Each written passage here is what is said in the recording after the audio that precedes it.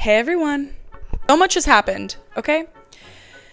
Today I want to talk about something important. First of all, I want to acknowledge the lunar eclipse and how people act fucking crazy during the lunar eclipse. Then I'm going to acknowledge the state of the world. Then I'm going to talk about my gynecologist and how she's my spiritual advisor. And then I'm going to talk about sex.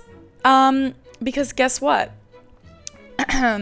Your favorite lesbian couple started watching Heated Rivalry yesterday. Bitch, I just got a brand new car. Vroom, vroom. Yeehaw! And also Bridgerton. I'm obsessed with Bridgerton. How can you not be obsessed? It's ridiculous. It's fantasy. It's everything. It's sex. It's great. And I love sex. And so we're taking it back to my roots. And we're going to talk about sex because I love sex. Because that's why I'm here. And maybe some of you will relate. And maybe some of you will be like, that bitch is crazy. Get her off the interwebs. I got that moves on everybody's type. My state of being as the lunar eclipse was happening was chaos. And it still is a little bit of chaos. But the chaos is starting to close a little bit. It's starting to simmer down, if you will. And thank God I have a therapist, because I don't know what I would be in this world if I didn't have a therapist. Not who I am today. I found myself before therapy this week, going, I should cancel it, and I need to do the dishes, and I need to do laundry, and I need to do other stuff. And then I was like, Sophia, what is wrong with you? This is why you need to go to therapy. No, yes, the dishes need to be done. No, you should not cancel therapy because you need to do the dishes. What is wrong with you? So I had therapy. This was maybe 2 days after the lunar eclipse, something like that. I don't actually know when the lunar eclipse was, but as I was explaining to my therapist a bunch of different thoughts that were not correlated, that had nothing to do with anything other than the chaos that is the fragments of my brain, she was like, yeah, the lunar eclipse is when my job is the hardest. Look, me too, queen. My job is the hardest when the lunar eclipse happens too, queen. That's why we're here. I'm in a codependent relationship with my therapist. Without her, I don't know what's happening. Ever. I like it that way. I need her. It's more of a need than a want. For many reasons. One being, how do you process anything that's happening in the world ever? You don't. You literally don't. And the first step to trying to process is therapy, I think. You can have conversations with people all you want. You can talk. But until you talk about your feelings and the root of feelings and where things come from, we can all sit here and be like, yeah, I just I'm good. I don't need therapy. I have friends. No, bitch. Your friends don't want to hear about your shit. Your friends don't want to hear about your mommy issues all the time. It's not rocket science, I think. So everybody needs to get a therapist ASAP. The state of the world is in shambles. I'm not even going to bleep the word because there's really no words to describe what's going on other than we are absolutely in a time of constant disarray, constant discomfort, not knowing when the next thing is going to happen for you, or when something won't happen, or if someone's life is going to be taken, or if violence is going to continuously get worse. We don't live in a comfortable state of being, and we haven't for the last year. And it's really, really, really affecting New York City. We have Mamdani, who has been awesome, and he's doing what he can. But again, the federal government has a lot of control over the states. And Mamdani can only do so much. He cannot single-handedly stop the war from happening, because if he could, he would. But because of the state now that we're in with this current president, fucking asshole, fucking pervert, nothing can possibly describe how twisted and perverted and disgusting and demonic and satanic this man is. Like, words don't do it justice. And the fact that we are now in war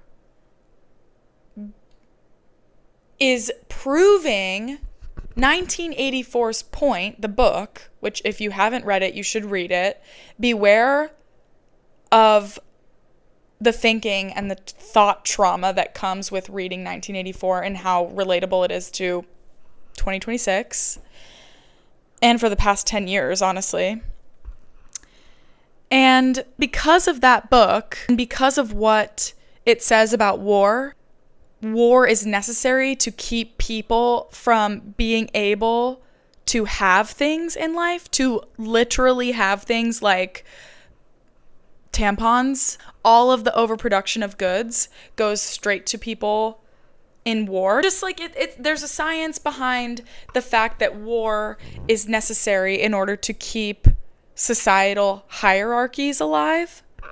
The rich keep getting richer, the poor keep getting poorer, and it just continues on and so forth. And it never ends. And our president, our disgusting, inhumane, devil in the form of a man president, has entered us into a war. And it's going to make society, and it already has, exponentially poorer and exponentially richer. There is money to be made in the downfall of a country, democracy, whatever. And there's money to be made in the rebuilding of it. But right now, it's falling. It's fucking falling. And billionaires are making more money than they ever have. And I continue to make less money each year. Each year that I am an adult. And this is coming from someone who's been an adult for 3 years. I can't even fucking imagine what it's like to be 50 years old right now. And like at like a poverty level of income. You don't live. You live in a constant state of survival. And surviving is not living. Worrying about where your next meal comes from is not living. I'm very grateful that I don't have to worry about where my next meal is coming from. And also, I'm here to be like, people have to think about that shit all the time. And it is so and it blows my mind and it makes me so sad. And there's nothing I can do about it except hand somebody a water bottle or hand somebody a granola bar that I have in my bag when they say they're hungry. Nobody should be hungry when somebody is making billions and billions and billions of dollars. There's so many billionaires. There's too many. And people can't eat. This is the world we live in, and it's crazy. And everybody should read 1984. It gives you so much insight. I want to talk about the act of sexual intercourse. And how sexual intercourse innately is rebellious against capitalism, against the government, against the party. Any form of sex with yourself, sex with men, sex with women. Sex with women is fantastic. I recommend it for those who haven't tried it. Get into it. There's nothing like scissoring, and there's nothing like sex being an act of rebellion. When you can connect with somebody on an astral level when you are having sex, that is so rebellious. The government wants you to be fucking miserable and tired all the time and have health issues, and then you can't afford your medical bills. And then why would you be thinking about sex or anything that brings joy and happiness to your life? They want you to be miserable. So in order to rebel and bring yourself joy, have sex. Okay, I love you so much. I have to mute. There needs to be more sex had. Not with the incels though. They have their own issues and they need to figure it out. I want you to know that if you started treating women with respect and you had respect for yourself and you took a shower once in a while, then there would be hope for you. But otherwise, I don't feel bad for you. You want to go around hating women and thinking it's their fault that you're not giving them that they're not giving you sex? Look in the mirror, bud. Brush your hair. Take a shower. Literally do anything else than what you're doing. I digress. Sex as an act of freedom, of expression, and sex isn't even just about the act. There's a sensual nature to human beings and all animals that we innately all have. And that is so in your power. And if you choose to use that in a way that is rebellious and for you and for somebody you care about or somebody you don't care about, as long as you're respectful and it's consensual, that is so beautiful to me. And be safe. Be safe. That's really just be safe, you know?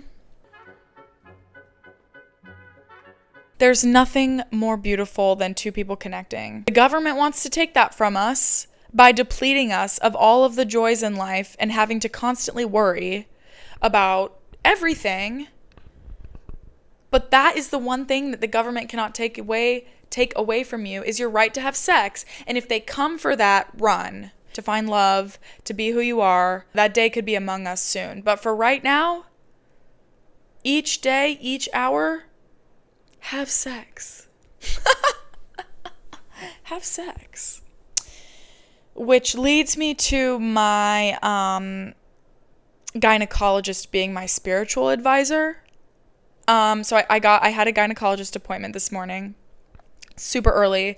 I wanted to get in and get out. I was like, I don't have time for this. Poke and prod and swipe and scope and do whatever, but do it in like 20 minutes and I'm gone. Like, it's fine. So I had my annual checkup. My gynecologist, I really like her. I've had some moments with her where I'm like, no, I don't want birth control for the 20th time. I'm good. But she knows I've been with my partner now for almost 4 years. 4 years in April. And so we don't even talk about birth control anymore. It's not an option. I don't need it. We're good. I was kind of a little panicked. I was like, are my ovaries okay? Does everything look okay? How does everything look? Are my boobs okay? Did you feel anything? Like, just the usual, maybe it's not usual, but the panic that I sometimes feel when it comes to wanting to make sure my health is okay. Sometimes after I get my period, I experience pain in my ovaries, which my gynecologist kind of gaslit me a little bit. And she was like, well, are you sure it's your ovaries? And I was like, why would you ask me that? I can't scope my own vagina. Like, I'm assuming, because that would make sense to me. Like, everything else is normal. She was like, you've asked 6 times now why, if your ovaries are okay. And I was like, huh. Yeah, because you're not giving me an answer. Like, I need an answer. I come to you once a year. It's expensive to come to the doctor. I just, like, need an answer. Can you just give me an answer? Is everything okay? And she was like, if I tell you it's not okay, you're going to be worried. Worrying is a disease. And I was like,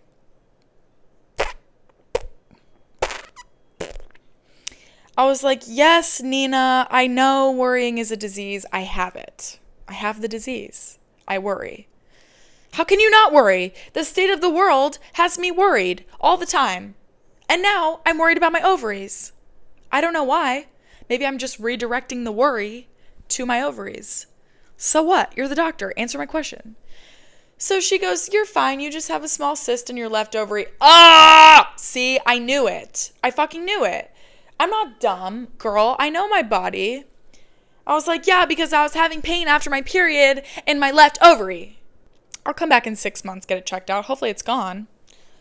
But yeah, so that's that. And I'm not crazy, obviously. And she did almost make me cry, though, because I'm very emotional. And B, she was telling me, if you are worrying about 10 years down the line, or 3 days from now, or 2 weeks from now, you're not living. You are constantly in a state of worry about something that isn't existing. You have no disease. You are healthy. You're going to get your blood work done. You can worry when something comes back. We'll talk about it then. But you have nothing to worry about. You're healthy. And I was like, and I looked at her and I was like, oh my God, Sophia, now is not the time for tears to come out of your fucking eyes. Like, it's fine. You're fine. Listen to what she's saying. Take it in. And I was like, wow, I like really needed to hear that. And also, I have herpes simplex in my body. It's very common. 60 to 70% of people have it. It's very common. It needs to be talked about more because I'm sick of there being shame around it. I'm tired of feeling shameful. I'm tired of being upset when it's just a tiny, tiny blister that goes away. Okay. You put some cream on, you take an antiviral, you move on with your life. It's not that big of a deal. It's not a disease. Viruses are common. I was telling her I take an antiviral, whatever, and she was like, be careful of your liver. You don't want to take an antiviral every day if you don't have to. Again, you are healthy. Antivirals are what you take when you are trying to prevent something from coming up if there is a symptom. You don't want to overdo an antiviral. It can hurt your liver, specifically valciclovir, which is what I take for my herpes simplex virus in my body.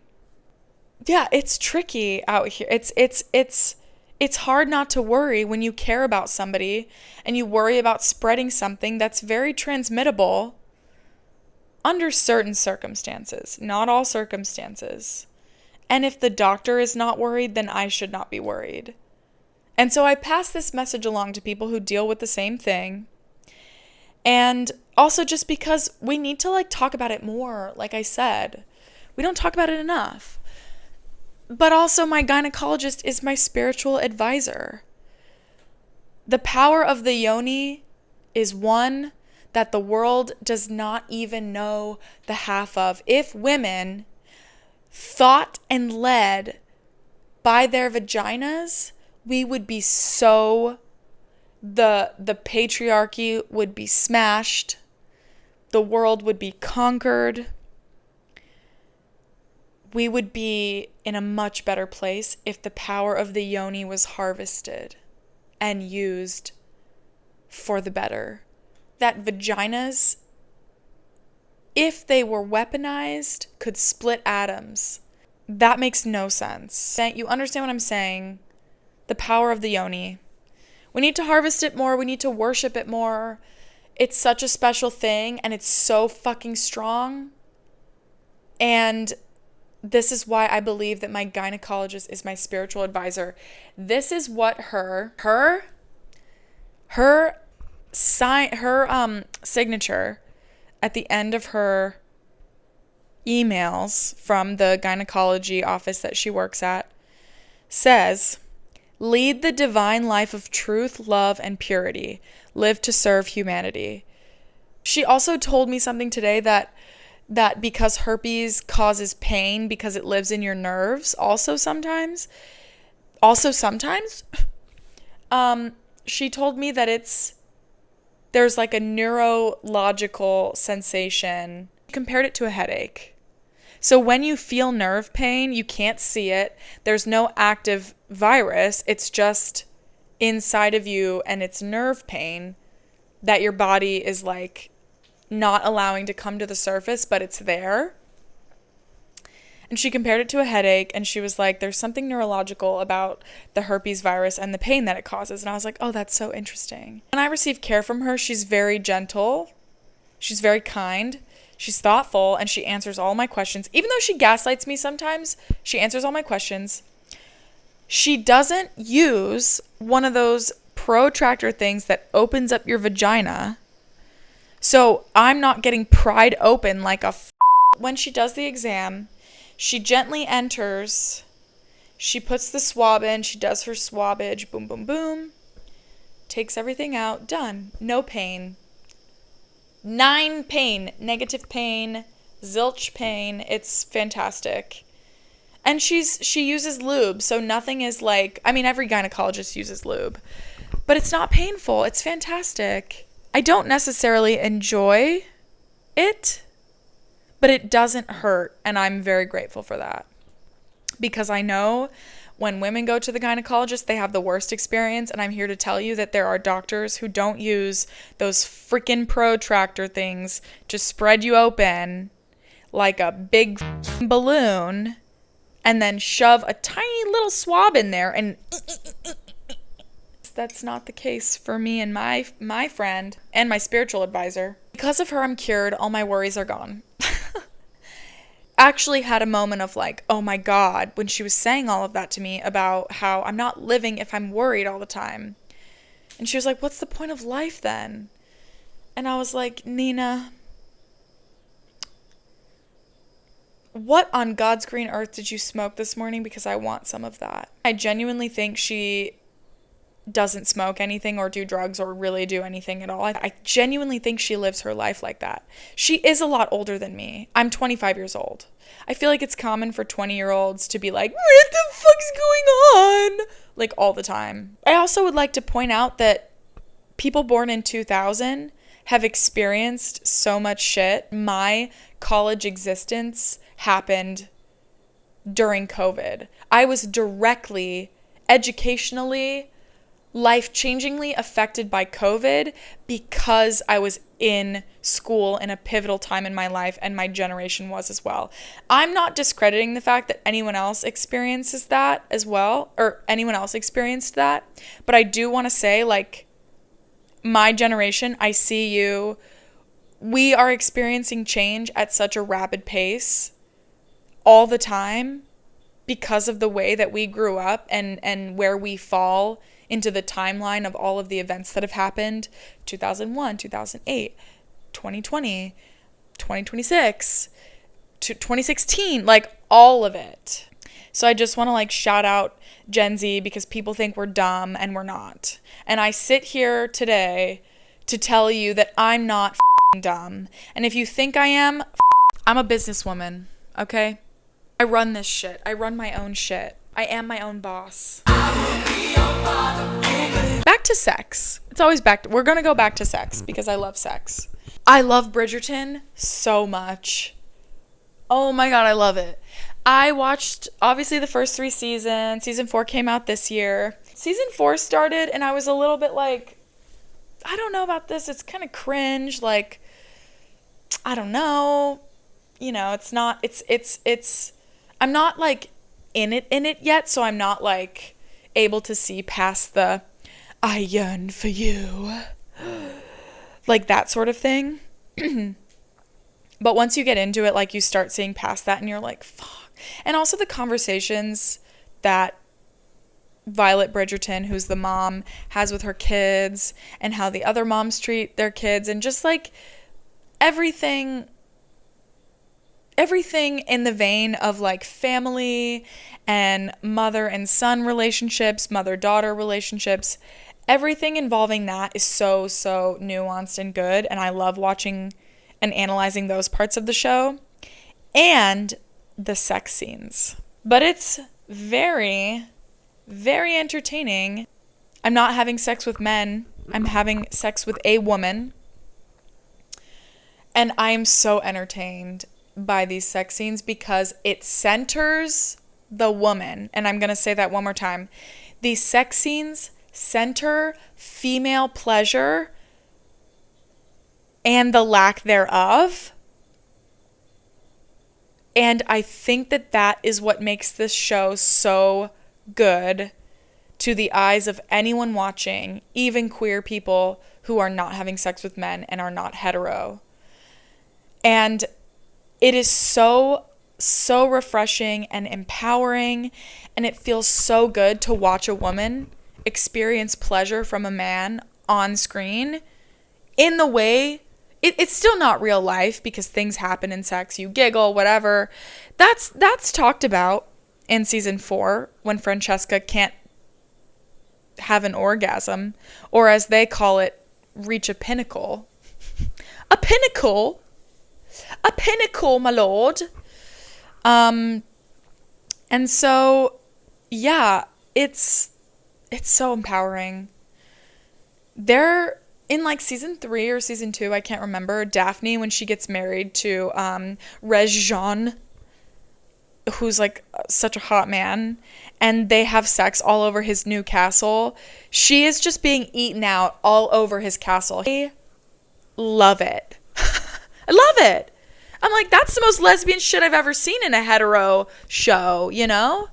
Eat her out all over your house. Season 4, the first thing Benedict Bridgerton does to this girl that he falls in love with is finger her and eat her out. And that right there, that's correct. Maybe just like keep doing things to the woman, make her feel good. It's totally told from a female perspective, aka Shonda. And it's awesome. And it's juicy. And it's also gentle and it's warm. And no one is choking anyone in Bridgerton. No one is pulling anyone's hair. It is so the opposite of porn. It is so meaningful and thoughtful and sweet and nasty, and I love it. The women in Bridgerton, incomparable, unbelievable. The queerness happening between, I think it's Michaela and Francesca. Francesca's husband dies, spoiler alert, and his cousin has been hanging out with them. And Francesca and her get along. And I didn't put this together, but Allie clocked it right away. And she doesn't even watch the show religiously. She clocked it right away. She raised her eyebrow. She looked at me and she goes, "What's going on between these two?" And I was like, well, I don't know. They're just friends. They're just friends. They're not just friends. Francesca can't orgasm with her late husband. You start to put the pieces together when you start to be like, wait, she can't have an orgasm with him. Okay. She seems very frustrated, like more so than normal, about not having a child or not being pregnant. This girl comes along that she hates. She absolutely despises his cousin because she feels like this girl distracts her husband from her. I'm like, why is she feeling that way? Why is she so distracted? It's like, then the wheels start turning, and then you're like, wait a minute, she's looking at her differently now. She's blushing when she's talking. Francesca is blushing when she's talking to Michaela about her insecurities, things that bother her. It is so clear. Michaela doesn't want any suitors to be forced upon her, and she gets upset when Francesca tries to do that. And I'm like, this bitch is gay. Michaela is gay. How did I not clock this? My gaydar sometimes so off. Sometimes I'm spot on. Like, really spot on. And sometimes it is so far off. It was so far off. And Allie was like, Sophia, Michaela is gay and Francesca can't reach her pinnacle because she too is having homosexual feelings. And it's so obvious. I can't wait for season 5. I cannot wait for season 5. Obviously, the season 4 ends and Michaela leaves and Francesca's like, why did she leave? She knows, as one does when they realize they're gay. Heated rivalry, on the other hand. It's man sex. It's penile sex. Whatever. I watched the first episode. Hot. And you know what? If you are going to make something really gay and really masculine, slay. They did it. I don't know why straight girlies like it so much. Why do you like watching men suck each other off? Does that make you feel empowered? Comment down below. I think heated rivalry, as I've only seen the first episode, it was very gentle. The sex scenes, very gentle, very sexy, very intriguing, very spicy, nasty, dirty. I like it because I think it really also portrays the narrative that sex is soft. Now, again, I've only seen the first episode, and the sex was gentle. It was sweet. It was calm. It was consensual. There was conversation. It was awkward. It showcased parts of sex that aren't always on TV, and I appreciated that. And I think television and movies and films and shows are headed towards that direction. Like we're getting better about the consent part of things and showcasing realness. Because real isn't pretty and beautiful and flawless. Real is like ugly and like dirty and awkward and kind of gross sometimes. But like it's real, and we're human beings, and we want to be able to see something we relate to. And there's nothing better than seeing that on the screen and it's real. That's what I have to say about that. I'm excited to keep watching Heated Rivalry, updates to continue to come. I've also just been thinking about beauty in general, because I had voiced to my therapist that there are a lot of times where I'm surrounded by a lot of women who dress predominantly for the male gaze and who live under the male gaze. Mostly because I don't have any men centered in my life. I'm able to like not think about that as often. But I just don't feel super beautiful because of the way that I feel like I should be, and I'm not. And I'm not palatable for everybody, and I'm not somebody that is looked at and like people's jaws drop. And I don't necessarily want that, but I do notice that because I'm in New York City, I'm constantly surrounded by all kinds of people. I am trying to learn each day that I am beautiful in that way, and that I don't need to be palatable to be beautiful, and that I don't need to be what I think people want of me, and I can just be me, and that's enough. Like my dad says, just be yourself. Shout out, Dad. It's good advice. Just be yourself. Oh my God, I'm tired. So I'm learning as I go. And it's never like just up. It's always like boom, boom, boom, boom. Sometimes it's like up, up, up, boom. And that's just the way it is. It's very normal to doubt or worry about it, or like or compare. And I do my best to combat the demons in my brain. And sometimes they get the better of me, and I'm ugly, and I cry, and I'm mean to myself, and I take it out on others around me. I'm not perfect, and it's not always pretty. I think that's beautiful. I really, really think that the beauty is in the ugly and the wabi-sabi of life, and the things that people don't always take a second to like really look at and appreciate, because we're always in this hyper capitalistic mindset where we have to like go, do, rather than like stop and appreciate things for what they are and appreciate ourselves.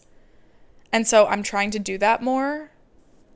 And this is me holding myself accountable. We're all learning. Even though I'm 25, I don't know if my frontal lobe is developed. I've got credit card debt. What are you going to do? You know? What are you going to do? And that's the episode for today, folks. Be gentle. Have more sex. And love thyself and thy neighbor. And give somebody a granola bar once in a while. And eat one for yourself too. And drink electrolytes. And get some comfy socks. Brush your hair. Yeah. Be more gay. Take your clothes off. Indulge in the chocolate. Eat the ice cream sandwich. Buy the donut. Get the tiramisu coffee with oat milk. Treat yourself more often than not. Life is short. But also take care of yourself, eat healthy, make good choices. Balance, okay? Balance. Go work out. Okay. Love you all. Goodbye. Thanks for watching. Yeehaw. The whiskey spilled, it's already gone.